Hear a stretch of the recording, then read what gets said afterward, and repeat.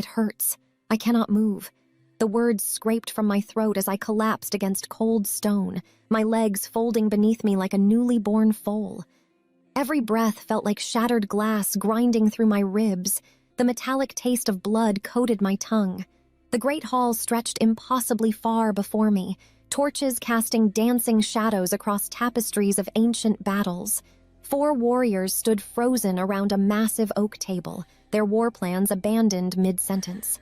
Maps, daggers holding parchment corners, goblets of wine steaming in the winter air, and then silence. It hurts. I cannot move. My whisper cut through that silence like a blade through silk. I watched their heads turn, watched leather and steel shift as powerful bodies went absolutely still. The blood staining my torn servant dress spread darker with each passing heartbeat. I should never have come here, should never have crawled through midnight corridors to disturb the Alpha King's war council. But I had nowhere else left to go, nowhere else to die. What King Christopher did next shattered every law, broke every tradition, and transformed not just my fate, but the soul of an entire kingdom. This is how it happened. My name is Alina. I need to say that first, before the pain takes the words, before everything that happens next makes you forget I was ever just a girl with a name. I am 19 summers old, an Omega servant in the castle kitchens who scrubbed floors until my knees bled and prayed to the moon goddess to remain invisible. Invisible was safe. Invisible meant the nobles did not notice you. Invisible meant you might survive long enough to buy your freedom contract, might escape to the northern villages where Omegas could live without fear. But invisibility requires careful planning when your body betrays you. The heat suppressants cost 3 months' wages. Bitter herbs brewed by the castle healer, drunk every new moon to keep my Omega nature dormant, to keep my scent muted, to keep me safe from alphas who saw Omegas as property, as pleasure, as things to be used and discarded. I had been saving for the next batch. I was 2 weeks short. That is when my body decided it would no longer wait. The heat came on me during evening meal preparations, sudden and vicious as a winter storm. My skin burned. My scent bloomed through the kitchen like wildflowers and honey, impossible to hide. The other servants smelled it first, their eyes going wide with pity and fear. Then head steward Marcus entered. He was a beta, which made him crueler than most alphas. Betas resented being caught between 2 natures, neither powerful enough to command nor vulnerable enough to deserve protection. Marcus took his resentments out on those beneath him, especially Omegas. You! His voice cut through the kitchen clatter like a butcher's blade. You reek of heat, girl. How long have you been hiding your nature? I tried to run. Foolish, desperate, useless. He caught me by my braid at the base of the tower stairs, his grip crushing. Lying Omega filth, he snarled. You think you can work in the king's castle, eat the king's bread, and hide what you are? You think you have rights? I told him I had paid my contract price, that I worked honestly, that I harmed no one. He laughed. Then he dragged me up 3 flights of stone stairs and threw me down them. I remember the first impact, my shoulder striking stone. The second, my ribs cracking like dry branches. The third, fourth, fifth, all bleeding together into an avalanche of agony, then nothing but cold floor and the taste of copper. When I woke, Marcus was gone. The tower was empty. My body screamed with every breath. Something was broken inside me, deeper than ribs. Something that made each movement feel like dying. But I could not stay there. He would return. Or he would send others. Or I would simply bleed into the stone and become another nameless servant who disappeared in the night. So I crawled. Through empty corridors, past guard rotations I had memorized from 2 years of invisible servitude, down servants' passages that nobles never saw. Each movement was agony. Each breath a prayer I did not believe would be answered. I did not plan to reach the Great Hall. I did not plan anything except the next pull of my arms, the next drag of my broken body across stone. But the doors were open. Torchlight spilled out like salvation, and I crawled toward light because darkness meant dying alone. 4 warriors stood around the war table when I collapsed at the threshold. I recognized them from serving meals, from filling wine goblets with trembling hands while they discussed battles and territories and the price of conquest. Gideon, the king's right hand, scarred and silent. Rowan, the strategist with maps always in his hands. Dante, youngest of the commanders, barely 20 summers but already legendary with a blade. And King Christopher. Alpha King Christopher, thou who had conquered 3 kingdoms before his 25th summer, whose name made enemies surrender and allies bow, who they said had ice in his veins and death in his eyes. He stood at the head of the table, golden hair braided for war, leather and steel fitted to his body like a second skin. Power radiated from him like heat from forge fire. I collapsed at his feet. It hurts. I cannot move. The words were all I had left. My vision blurred, blood pooled beneath me. I waited for them to step over my body, to call servants to remove the dying Omega from their war council. Instead, King Christopher dropped to his knees beside me. The great hall went absolutely silent. An Alpha King did not kneel, not for servants, not for Omegas, not for anything except coronation and death rites. But he knelt beside me in my blood and broken breathing, and when he spoke, his voice held something I had never heard from an Alpha before. Gentleness. Who did this to you? I expected guards to carry me to the servants' quarters. Perhaps the healer's wing if I was fortunate. More likely they would leave me in the corridor to either heal or die without disturbing noble sensibilities. Instead, King Christopher lifted me into his arms himself. The movement sent lightning through my broken ribs. I bit my lip hard enough to taste fresh blood, refusing to cry out. Omegas who showed weakness invited more cruelty, but a small sound escaped anyway, pitiful and broken. Easy.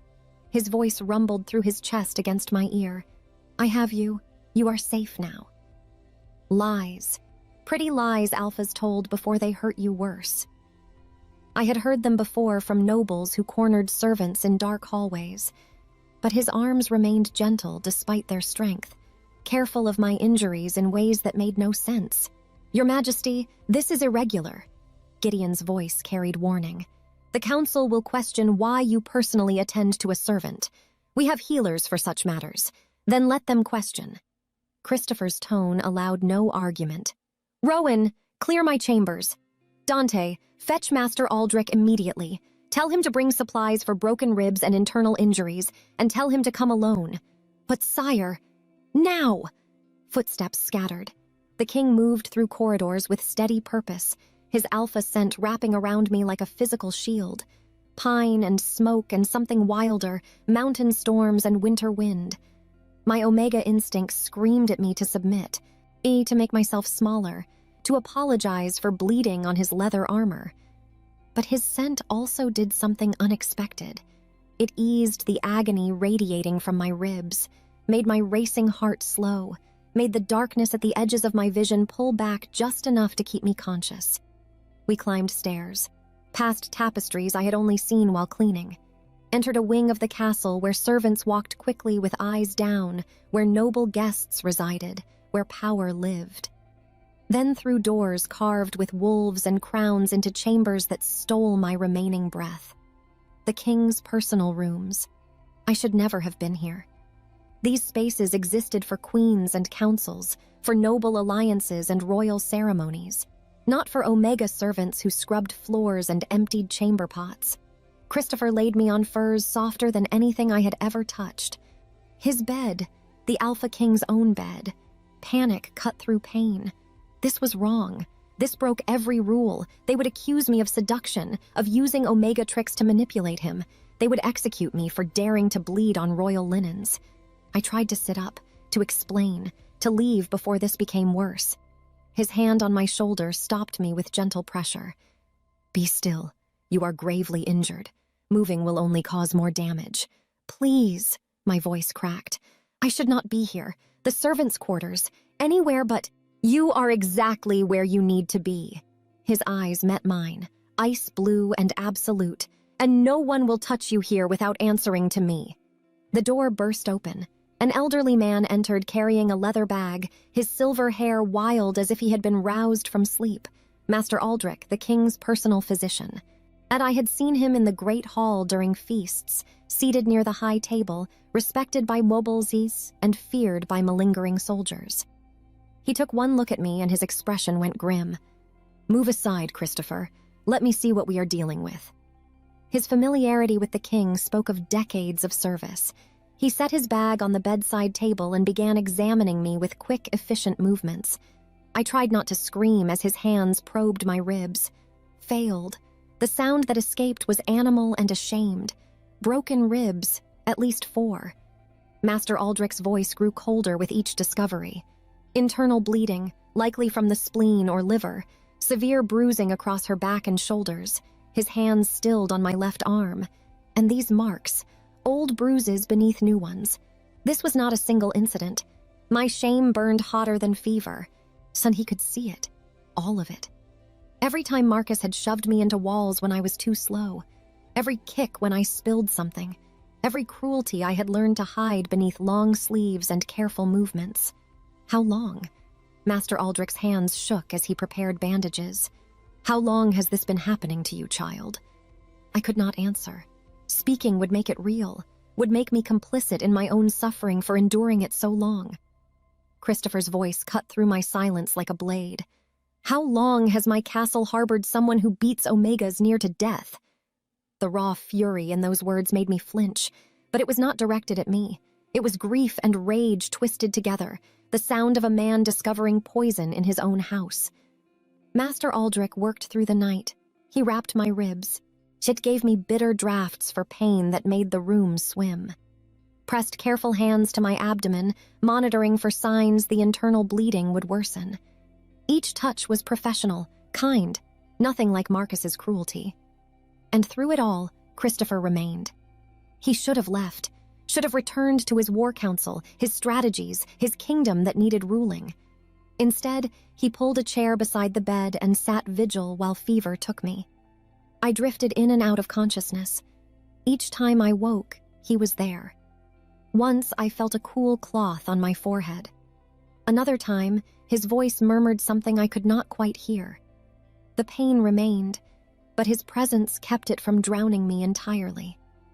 Dawn light was creeping through the windows when the fever finally broke. My mind cleared enough to understand where I was, what had happened. The impossibility of an Alpha King personally caring for a broken Omega servant. Christopher leaned forward, his eyes bloodshot from sleeplessness. Master Aldrich said you would wake soon. He said you will survive, though recovery will take time. I nodded, unable to find words. His expression shifted into something harder, more dangerous. Now I need you to answer one question truthfully. His voice dropped to barely above a whisper, but the command in it was absolute. Who did this to you? I hesitated. Speaking the name would unleash something terrible. Marcus had connections, friends among the noble houses. He would call me a liar, would paint me as a scheming Omega trying to cause trouble. But Christopher waited with the patience of someone who had interrogated enemies and extracted confessions from the unwilling. And I realized something that should have terrified me, but instead felt like relief. He already knew. He simply needed me to confirm it. Marcus. The name left my lips like poison. Head Steward Marcus. For a long moment, Christopher said nothing. Did not move. Did not even seem to breathe. Then something woke behind his eyes. Something ancient and lethal. Something that reminded me why conquered kingdoms spoke his name with fear. Thank you. His voice remained soft, conversational. Rest now. You are under my personal protection. No one will harm you again. He stood, moved toward the door with predatory grace. Your Majesty? My voice stopped him at the threshold. What will you do? He looked back at me, and for just a moment, I saw past the gentle Alpha who had carried me to safety. Saw the warrior king who had ended dynasties and rewritten borders. I am going to have a conversation with my head steward. His smile held no warmth, only promise. And when that conversation is finished, you will never need to fear him again. The door closed behind him with quiet finality. I lay in his bed, surrounded by furs and firelight, and I understood with terrible certainty that I had just set something irreversible into motion. By speaking Marcus's name, I had sealed his fate. I spent 3 days in the king's chambers while my body slowly remembered how to heal. Master Aldrich visited twice daily, changing bandages and monitoring for signs of infection. A young servant girl named Petra brought meals on silver trays, her eyes wide with questions she dared not ask. Why was an Omega in the king's personal rooms? Why did guards stand outside the door with orders to let no one pass without royal permission? I wondered the same things. Christopher came each evening after his duties ended. He never stayed long, just checked that I had everything I needed, that the pain drafts were working, that fear had not returned in his absence. Then he would settle into the chair by the hearth and read from books in his personal library, his voice low and steady, reading tales of ancient heroes and fallen kingdoms until sleep claimed me. It felt like a dream, like something that would shatter when I woke. On the 4th morning, Gideon and Rowan entered with faces carved from stone. I was sitting up for the first time, ribs protesting but manageable. Petra had just brought breakfast, soft bread and honey, luxuries I had never tasted in the servants' quarters. I set down the tray when I saw their expressions. Gideon spoke first, his scarred face carefully neutral. The king asked us to investigate your claims about head steward Marcus. We have spent 3 days questioning servants, examining records, following whispers that everyone heard but no one dared speak aloud. I braced myself for accusations, for them to say I had lied, that Marcus was respected, that an Omega's word meant nothing against a man of his position. Instead, Gideon's voice went hard as winter iron. We found 6 other women. The words hit like a fist to my barely healed ribs. Rowan stepped forward, leather folder in his hands. 6 Omega servants who worked in this castle over the past 4 years. All suffered under Marcus's authority. All were threatened into silence. He opened the folder, spread parchments across the furs covering my legs. Written testimonies in shaking script, names I recognized from the kitchens, the laundries, the invisible corners where Omegas labored and prayed no one noticed.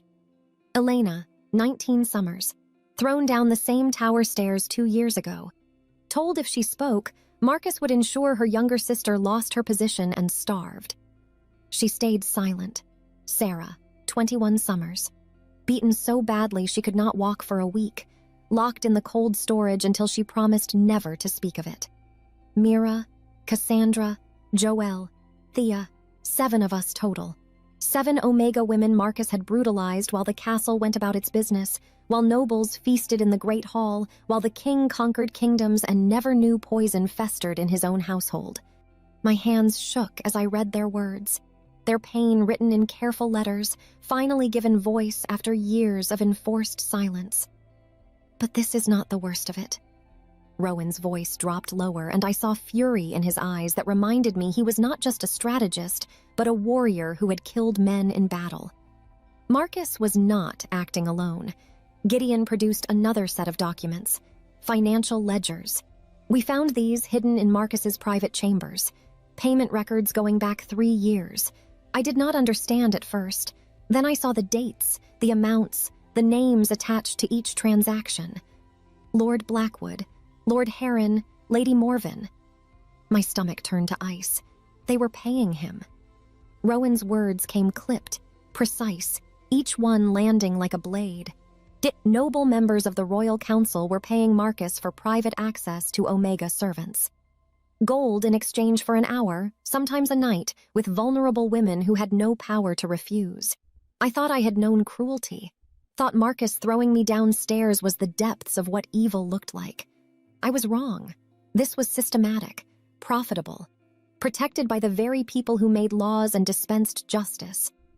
14 transactions over 3 years. Gideon's finger traced entries in the ledger. Sometimes the same Omega multiple times. Marcus would arrange the meeting, ensure privacy, and afterward guarantee silence through whatever means necessary. Threats, violence. In one case, his voice cracked slightly, he told an Omega her family would suffer accidents if she spoke. How many? My voice was barely a whisper. How many times did this happen before someone finally noticed? 14 recorded payments.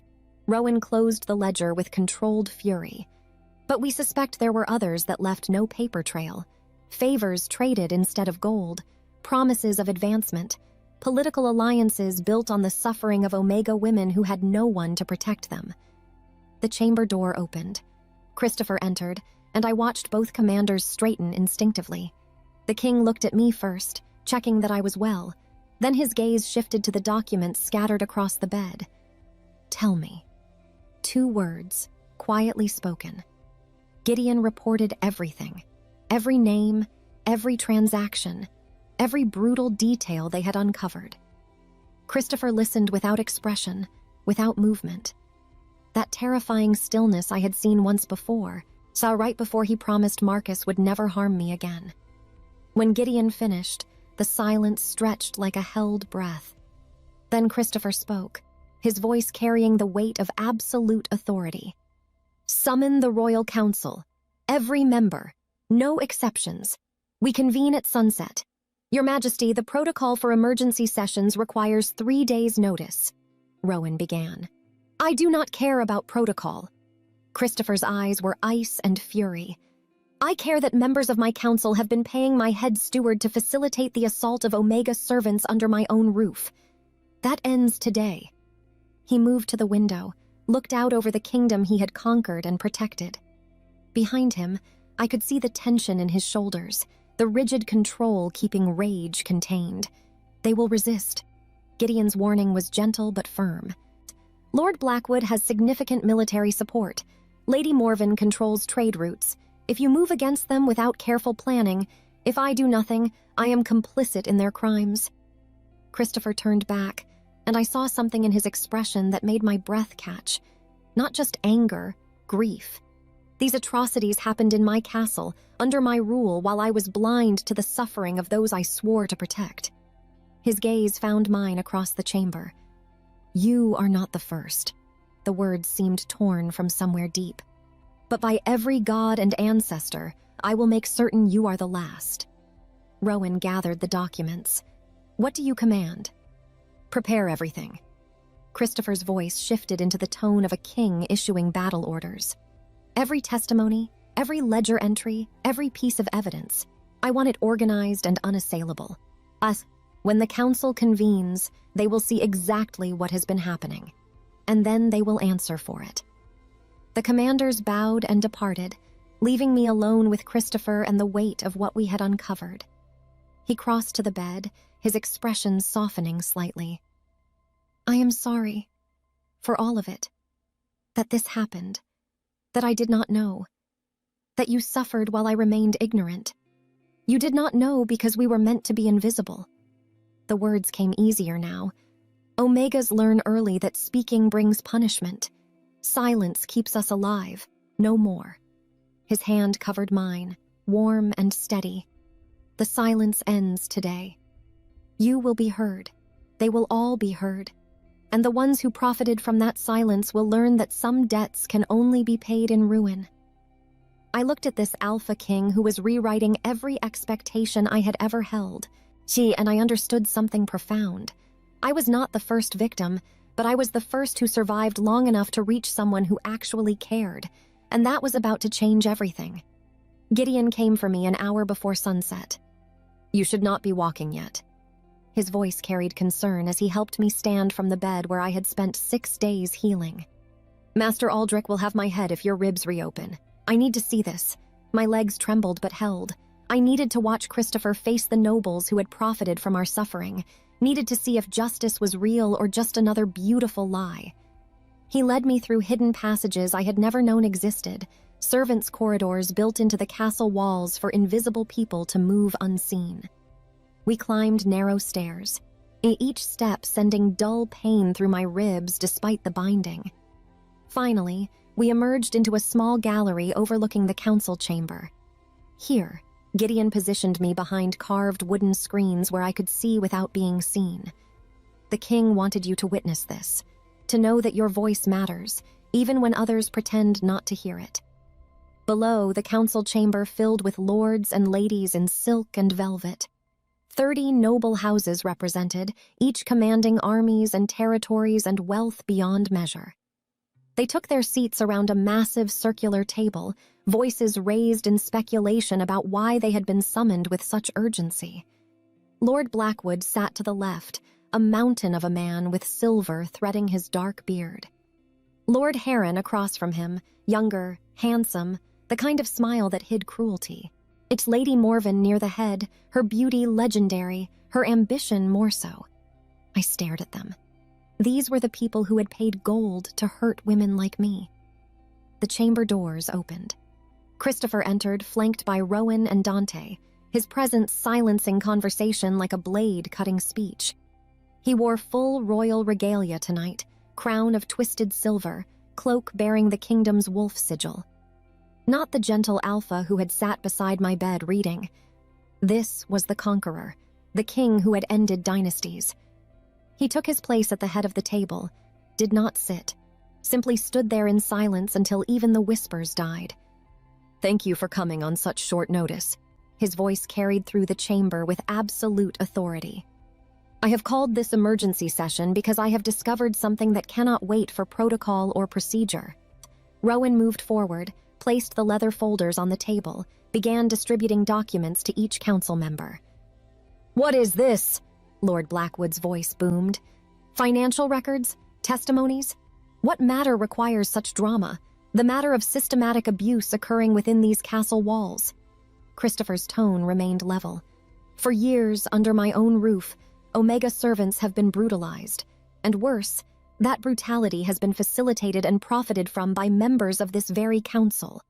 The chamber erupted. "Preposterous!" Lady Morven rose, face flushed with outrage. "You summon us here to discuss servant discipline? This is beneath the dignity of—" "Sit down." 2 words quietly spoken, but carrying such command that Lady Morven sank back into her chair as if struck. Christopher waited until silence returned. "I read the documents before you. Read the testimonies of 7 Omega women. Read the financial ledgers showing payments made to head steward Marcus. Then tell me this is beneath our dignity." I watched nobles flip through pages, their expressions ranging from genuine horror to carefully controlled fury. Some had not known, but others, their faces revealed guilt in the tightness around their eyes, the way they gripped parchment too hard. "This is fabricated." Lord Heron threw his documents onto the table. "The word of Omega servants against respected nobles? Any court would dismiss this as slander. Which is precisely why the abuse continued unchecked." Rowan's voice cut through the chamber.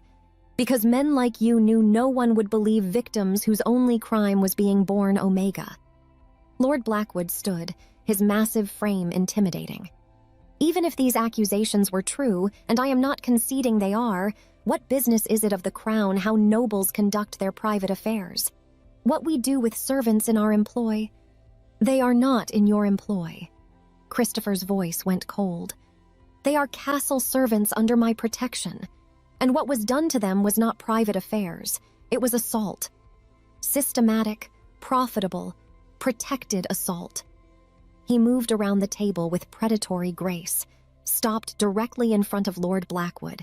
"You paid Marcus 6 times, 3 different women. The last payment was 2 months ago."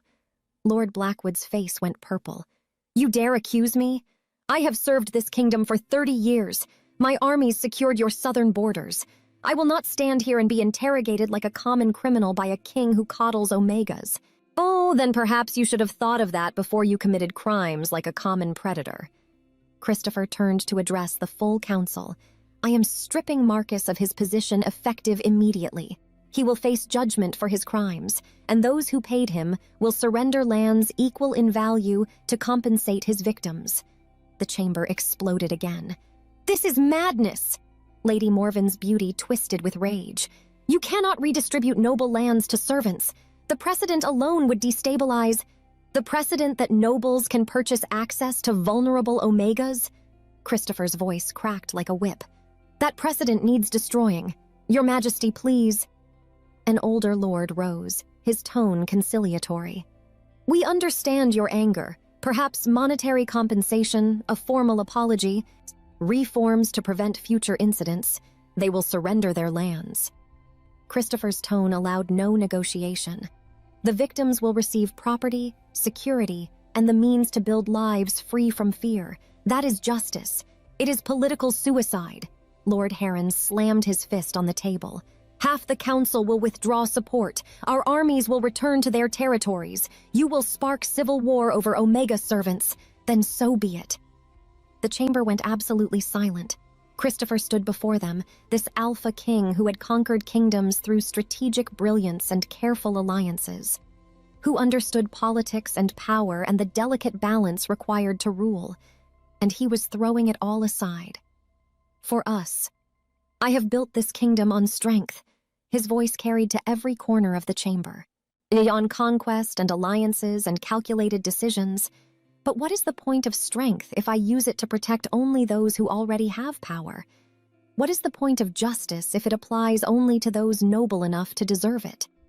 He placed both hands on the table, leaned forward.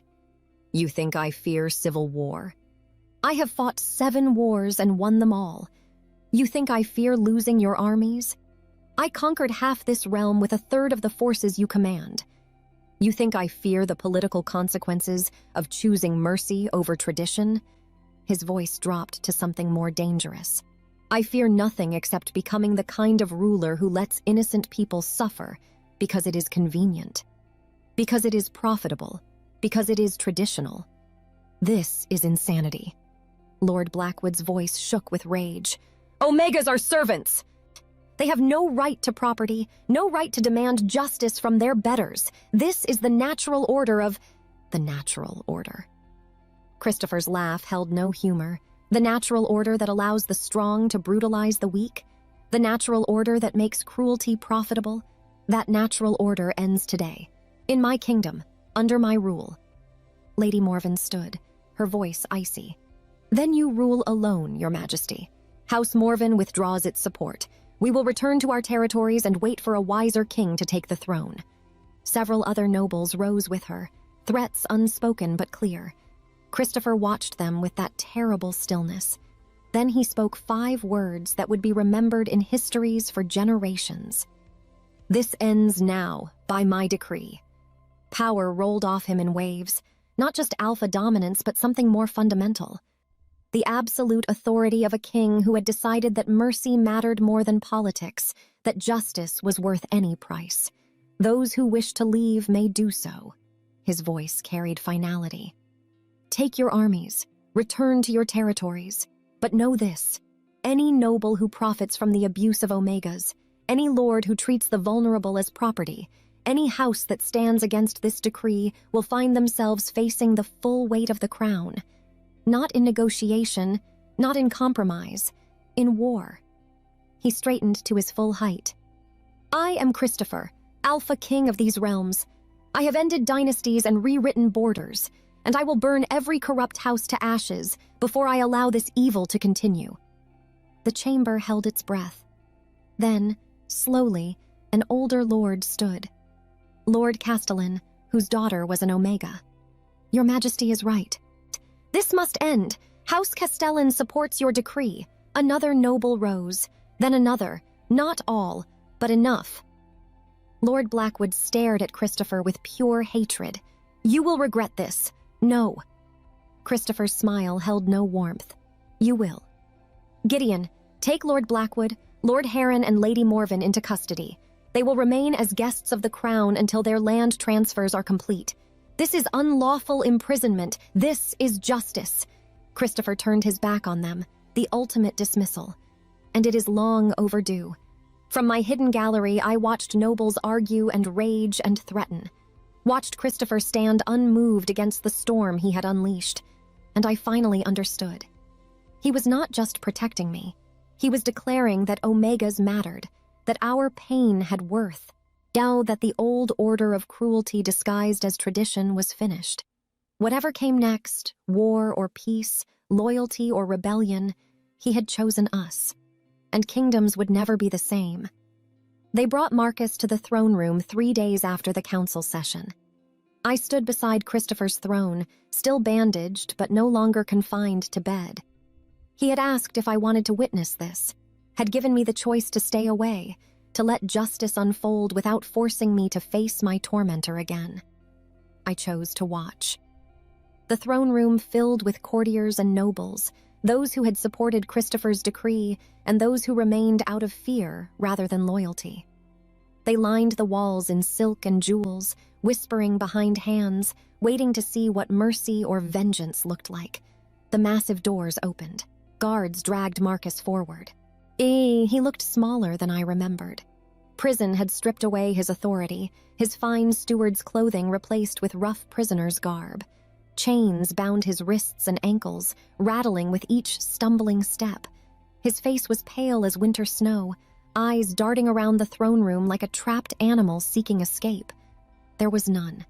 They forced him to his knees before the throne. He would not look at me, would not raise his eyes above the stone floor where his chains pooled like metal serpents. Christopher stood. The room fell silent.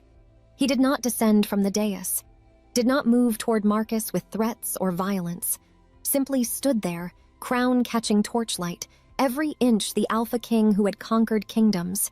Marcus Thorne. His voice carried through the chamber with absolute clarity. "Former head steward of this castle. You have been held in custody while we investigated charges of systematic abuse against Omega servants under your authority." Marcus said nothing. His shoulders shook. "The investigation is complete." Christopher's tone remained level, controlled. 7 women came forward with testimonies. Financial records prove you accepted payment from nobles in exchange for providing them access to these women. 14 recorded transactions, likely more that left no paper trail. Still, Marcus stayed silent.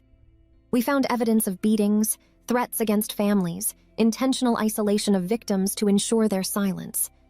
One woman you locked in cold storage until she agreed never to speak of what you had done. Another you threatened with her sister's dismissal and starvation. A third you threw down tower stairs and left to die.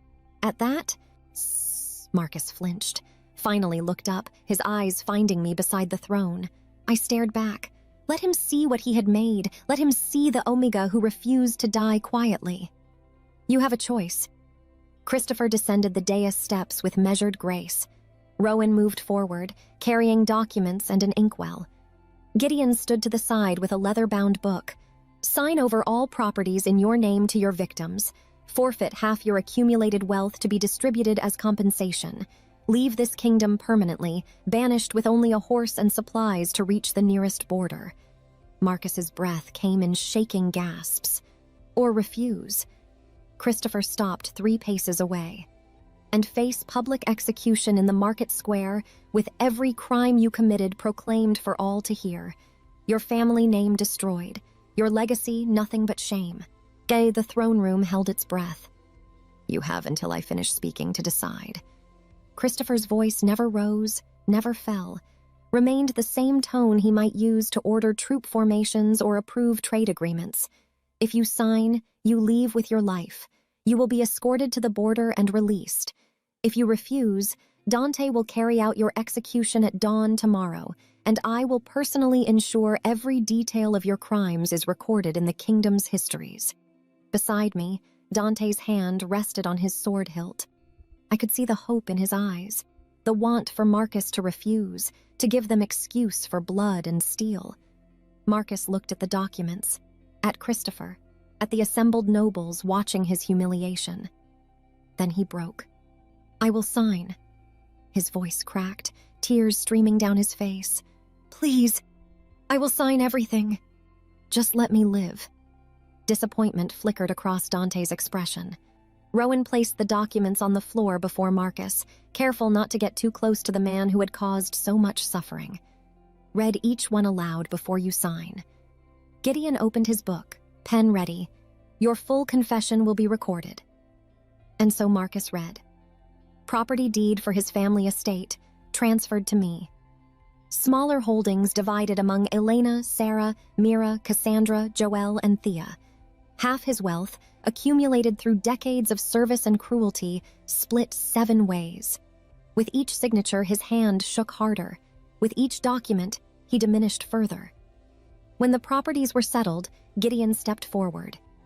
"Now your confession. Every crime, every woman, every payment received. Leave nothing out, or the deal is void and you face the executioner. Marcus spoke for an hour, detailed every cruelty, every transaction, every moment he had chosen gold and power over basic humanity. Gideon's pen scratched across parchment, recording words that would stand as testimony forever. The court watched in silence. Some nobles looked ill, others angry, a few satisfied that justice was finally being served. When Marcus finished, his voice was hoarse and broken. "It is done." Christopher signaled the guards. "Take him to the stables. Give him a horse, water, food for 3 days. Escort him to the northern border and release him." "Your Majesty, surely," Marcus began. "You are no longer permitted to speak in my presence." Christopher's voice went cold as mountain stone. "You have your life. That is more mercy than you deserve. More than you showed any woman under your power." The guards hauled Marcus to his feet. "If you ever return to this kingdom," Christopher continued, "the deal is void. You will be executed on sight. If I hear reports of you harming Omegas in any land, I will hunt you down personally. This is your only chance. Do not waste it." Marcus nodded frantically, chains rattling. They dragged him from the throne room. His sobs echoed off stone walls until the doors closed, cutting off the sound. Silence settled like snow. Christopher turned to me. "Is this justice enough?" he asked quietly, only for my ears. "I would have given you his blood if you wanted it." I thought about that, about revenge and violence, and whether his death would heal anything. "This is enough." My voice was steady. "He loses everything. His position, his wealth, his home, his name. He lives, but only as nothing. Only as exactly what he made us feel." Christopher's expression softened slightly. "Then it is finished." He addressed the court one final time. "Let this stand as precedent. Anyone who harms those under my protection, anyone who treats vulnerability as invitation for cruelty, will face the same choice: restitution and exile, or execution and eternal shame." He looked at each noble in turn. "The old order is dead. What rises in its place will be built on justice, not tradition, on protection, not exploitation, and anyone who cannot accept that has no place in my kingdom." By sunset, Marcus was beyond our borders. 7 property deeds sat in Master Aldrich's chambers, waiting to be distributed. And I stood in the throne room beside an alpha king who had chosen mercy when violence would have been easier, our justice when tradition would have been simpler. The reckoning was complete. Not through blood, though every alpha in that room had wanted it. Through something harder, more permanent. Through making our suffering matter more than his life. And that, I realized, was the truest form of justice. Master Aldrich's chambers became a place of transformation. 7 parchments lay across his work table, each one sealed with deep red wax bearing Christopher's royal sigil. The wolf and crown pressed into permanence. 7 property deeds that would rewrite not just our lives, but the very foundation of what Omegas could become in this kingdom. I stood beside the window, watching dawn light creep across the castle grounds. 2 weeks had passed since Marcus's banishment. 2 weeks of healing ribs and quiet conversations with a king who asked about my dreams instead of my service. 2 weeks of wondering if this was real or if I would wake to find myself back in the kitchens, scrubbing floors until my knees bled. The door opened. Christopher entered with Gideon and Rowan, their arms full of additional documents. "Are you ready?" Christopher's voice was gentle. "We can wait longer if you need more time to heal." "I am ready." The words came stronger than I expected. "I want to see this finished." He smiled, that rare expression that transformed his face from warrior to something softer. "Then let us give 7 women their futures. They sent for us one by one." Elena came first. I barely recognized her without the fear that usually hunched her shoulders. She was my age, 19 summers. With dark hair she kept braided tight against her skull. We had worked side by side in the laundries, scrubbing nobles' silks while pretending not to hear their cruel jokes about Omega servants. "Elena," Christopher gestured to the table. "Come forward, please." She approached like she might bolt at any moment.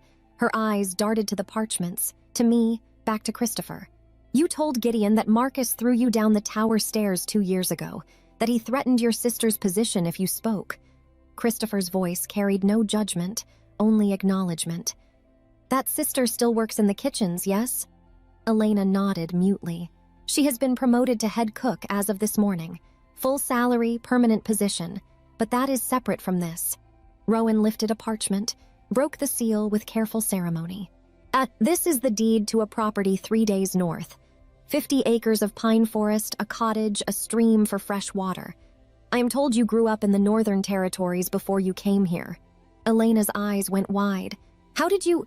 We asked what mattered to you. Christopher's tone suggested this was obvious. The property is yours. No rent, no tribute, no contract binding you to service. Yours to keep, to sell, to pass to your children if you choose. Free and clear. Elena took the parchment with shaking hands, stared at the words written in formal script, at the seal that made it law. I own this? Her voice cracked. Truly? Truly? Christopher's expression softened. You will never have to fear Marcus or anyone like him again. You have land, income from the timber rights, safety. That is what justice looks like. Elena burst into tears. Rowan steadied her gently, helped her to a chair.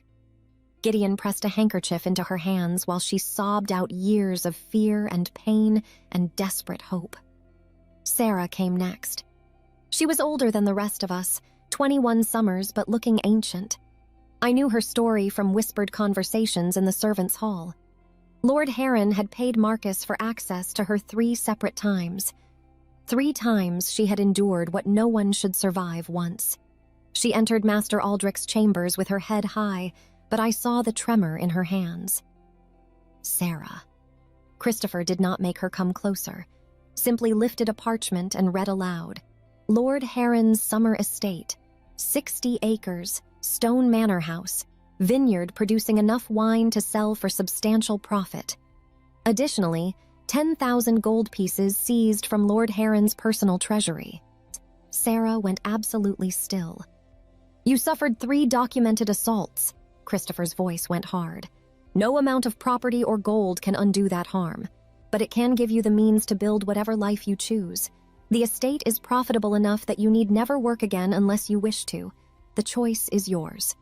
He crossed the chamber, placed the deed in her hands personally. I am sorry this happened in my kingdom, under my watch. You deserved protection. You received cruelty instead. That fails you and it shames me. Sarah looked at him, this alpha king apologizing to an omega servant. Then she looked at the deed. I can truly never work again? Never have to bow and scrape and pray I remain invisible? Never. Christopher's word was absolute. You are a landowner now. Nobles will have to treat you with respect or answer to me.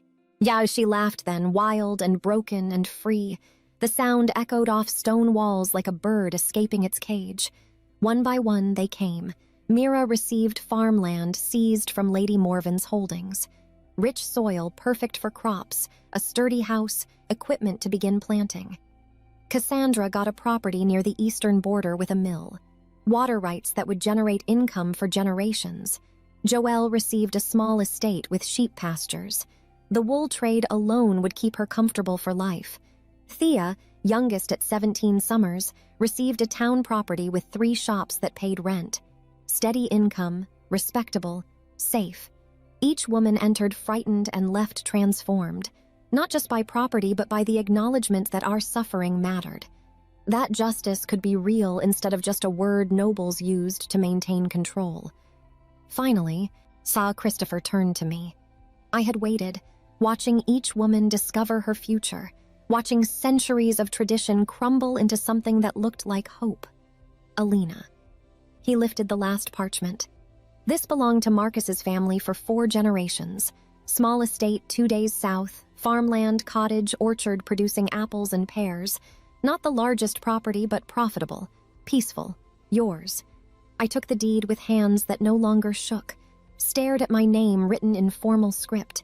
Alina, landowner. Alina, free. You threw me down the tower stairs. Christopher's voice was quiet. You crawled through my castle bleeding and broken. You had every reason to die silently like Marcus intended. Instead, you survived long enough to reach me, to speak when silence was safer, to trust when trust was foolish. He met my eyes. This property is not charity. It is not kindness. It is what you earned by refusing to disappear. By surviving when surviving was the bravest thing you could do. I looked at the other women standing in Master Aldrich's chambers. 7 Omega servants who had scrubbed floors together, who had whispered comfort in dark corners, who had endured cruelties we never spoke aloud.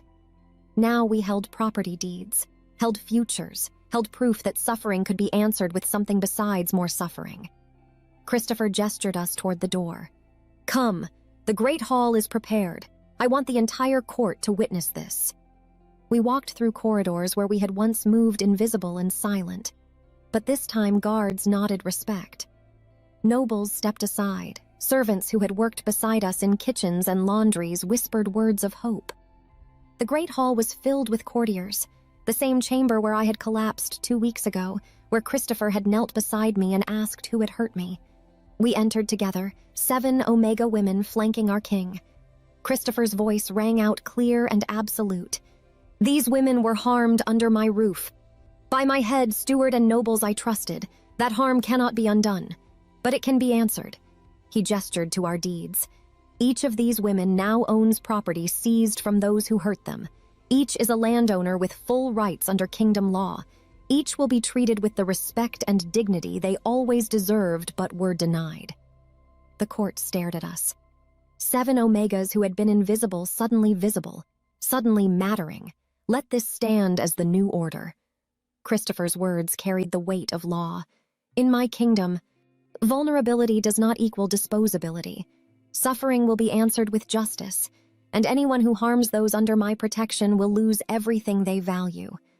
He looked at us then, and I saw something in his eyes that made my breath catch.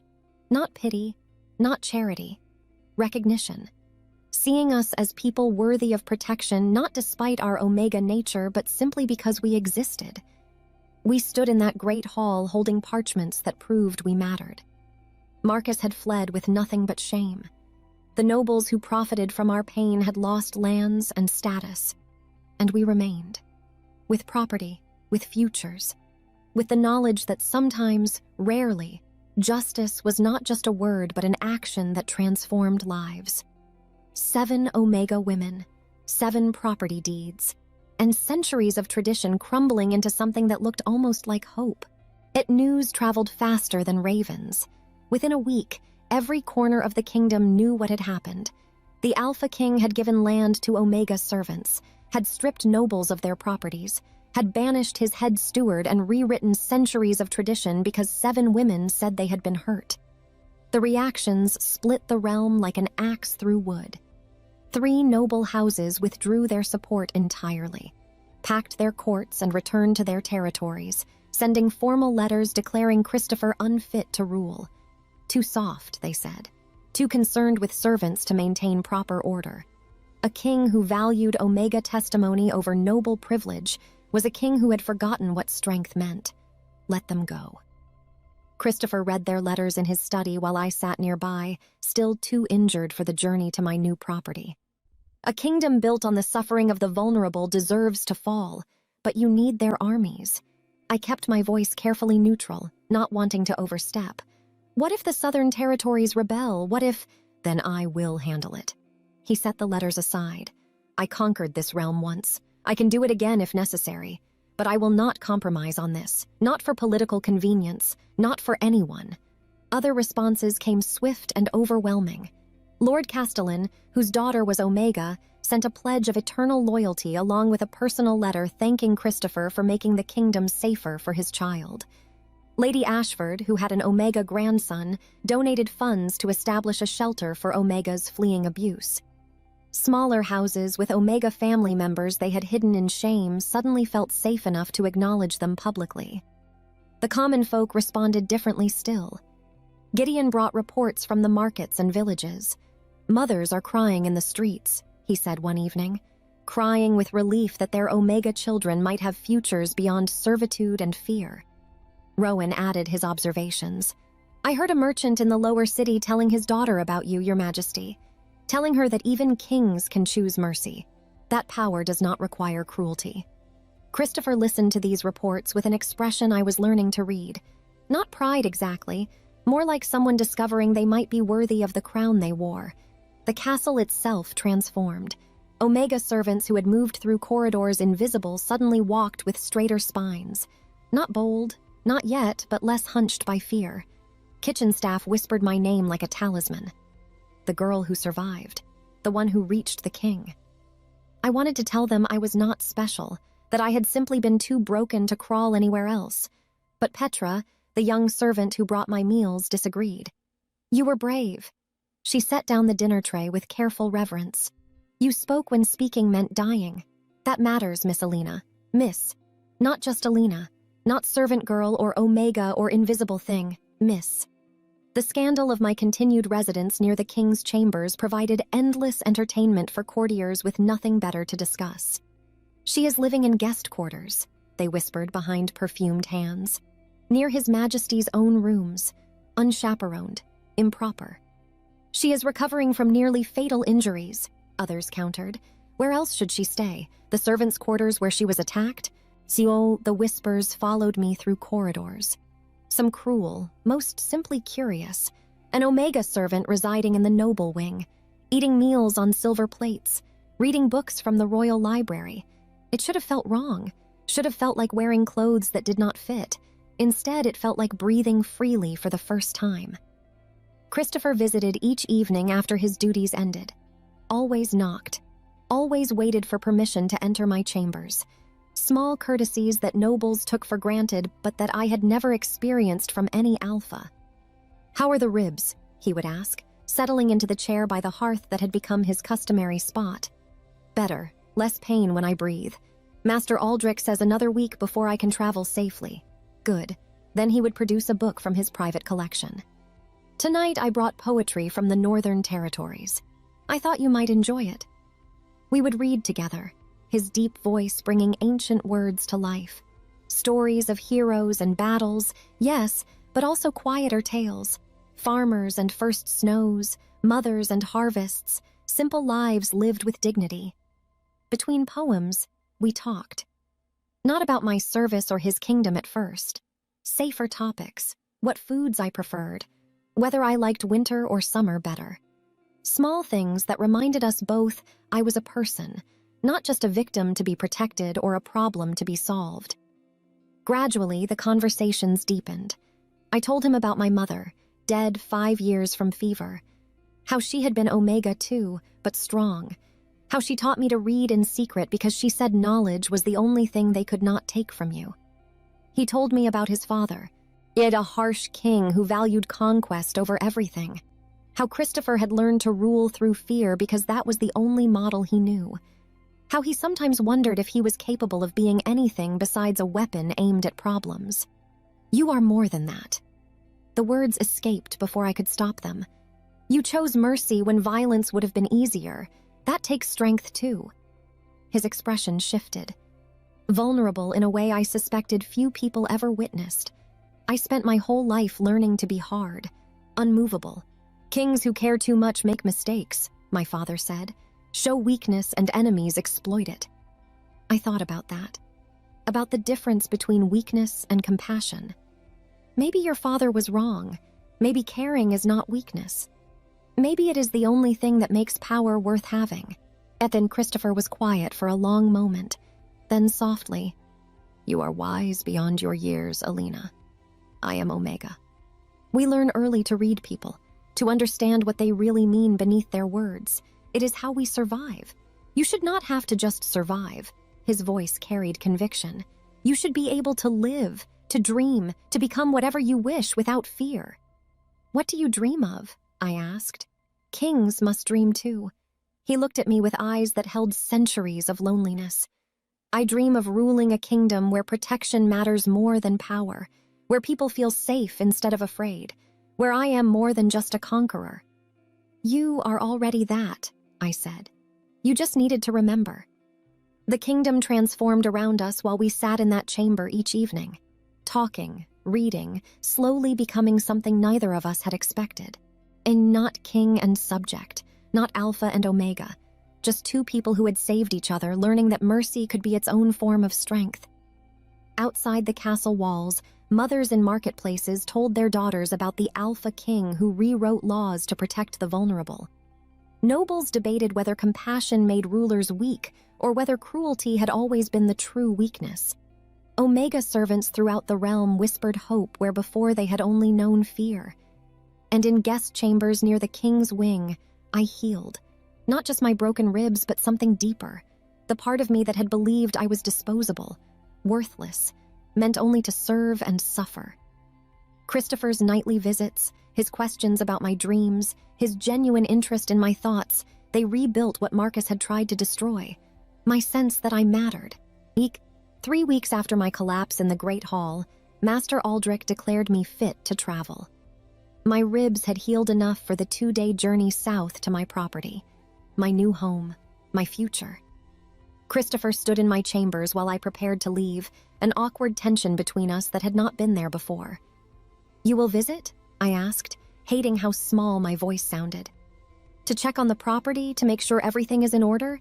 I will visit." His eyes held promises he did not speak aloud, not just for the property.